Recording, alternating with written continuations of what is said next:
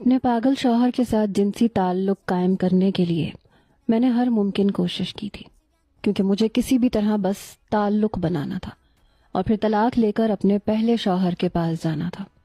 लेकिन वो किसी भी तरह से जिनसी ताल्लुक बनाने के लिए राजी ना हुआ। उसे इन सब बातों की खबर ना थी, ना होश थी। उसे तो मियाँ बीवी के रिश्ते का मतलब भी नहीं पता था। इसलिए मैंने सोचा कि उसे कोई मूवी दिखाती हूँ। जब वो कुछ ऐसे सीन अपनी आंखों से देखेगा तो उसे समझ आ जाएगा कि हम दोनों के दरमियान कौन सा ताल्लुक बनना चाहिए। यही सोच के मैंने टीवी पे एक फिल्म लगा दी और उसे बिठा दिया और सख्ती से कहा, देखो हैदर, तुम्हें ये पूरी मूवी देखनी होगी, तभी मैं तुम्हारे साथ तुम्हारी मर्जी के गेम खेलूंगी। मेरी बात सुन के वो हाँ में सर हिलाने लगा।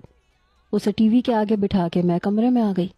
मैंने सारा माहौल सेट किया, बिस्तर पे सुर्ख रंग की चादर बिछाई, एक खूबसूरत सी नाइटी निकाल के पहनी और तैयार होके खुद को आईने में देखने लगी।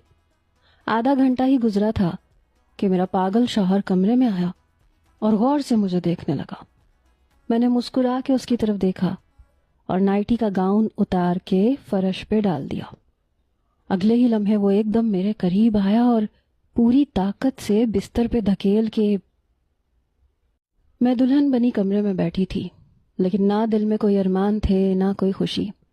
जो कुछ भी हुआ था वो सब इतनी तेजी इतनी जल्दी में हुआ था कि कुछ भी समझ में नहीं आया था। मुझे ना तो बोलने का मौका मिला था ना समझने का। बस मैं किसी चाबी की गुड़िया की तरह वो सब कुछ करती चली गई जो मुझसे करवाया गया। पहले तो मेरे शौहर ने गुस्से की इंतहाओं को पार करते मुझ पे सितम ढाया, मुझे तलाक दे दी और फिर अपनी ही गलती को सुधारने के लिए उन्होंने मुझे एक नई परेशानी में डाल दिया।